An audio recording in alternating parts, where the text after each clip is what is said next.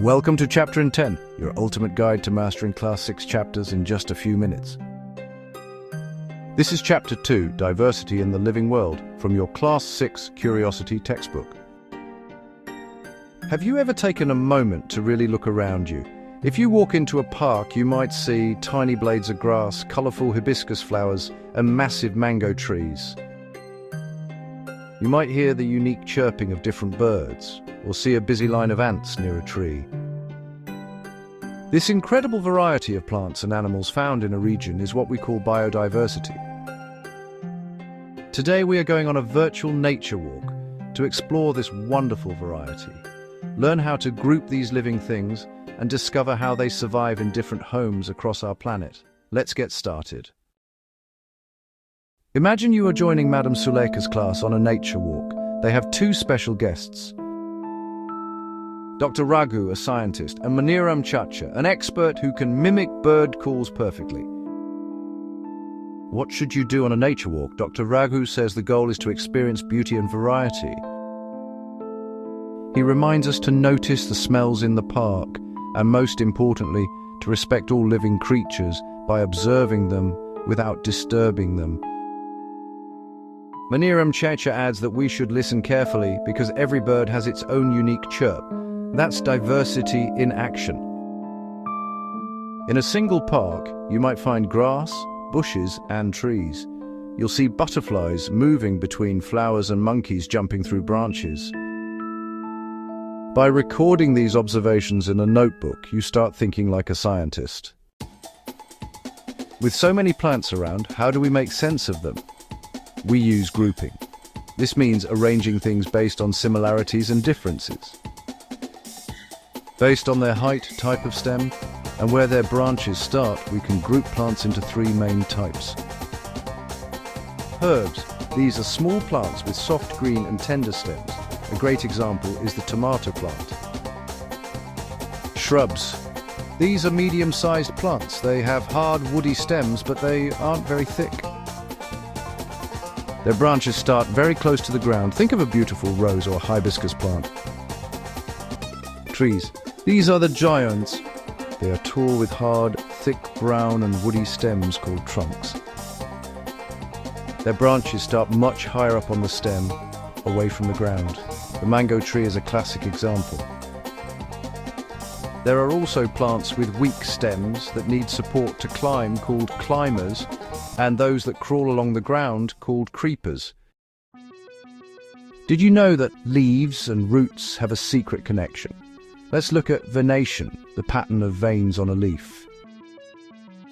Reticulate venation. If you see a net-like pattern on both sides of a thick middle vein like in a hibiscus or sadabahar leaf, it's called reticulate venation. Parallel venation. In plants like grass or banana trees, the veins run straight and parallel to each other. Now, here is the amazing part. The leaves tell you what the roots look like underground. Plants with reticulate venation usually have a taproot system. This is one main thick root with smaller side roots like in a mustard plant. Plants with parallel venation usually have a fibrous root system. This is a bunch of similar-sized thin roots arising from the base of the stem, like in grass or wheat. Even the seeds are part of this pattern. If a seed can be split into two parts, like a chickpea, it's a dicot. If it's just one part, like maize corn, it's a monocot. Dicots, reticulate leaves plus taproots. Monocots use parallel leaves plus fibrous roots. Just like plants, we can group animals too. One way is by how they move and the body parts they use. Ants and goats use legs to walk or jump. Birds and houseflies use both legs and wings to walk and fly. Fish use their fins and streamlined bodies to move through water. We also group them by where they live, their habitat. 1. Terrestrial habitats, animals and plants that live on land, like in forests, mountains and deserts. 2. Aquatic habitats, those that live in water like ponds, rivers and oceans. 3. Amphibians, special animals like frogs that can live both in water and on land. Why don't we see a cactus in the snowy Himalayas or a deodar tree in the desert? It's because of adaptations. These are special features that help a living thing survive in its home.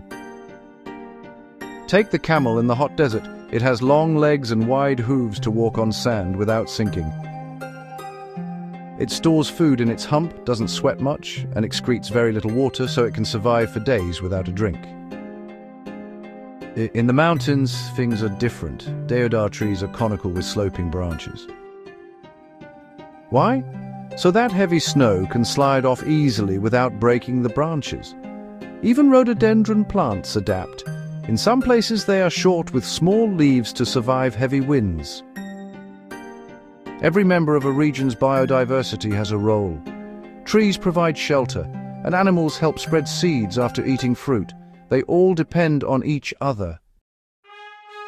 Sadly, our world's biodiversity is at risk. When habitats are damaged by human activities, animals and plants lose their homes and food.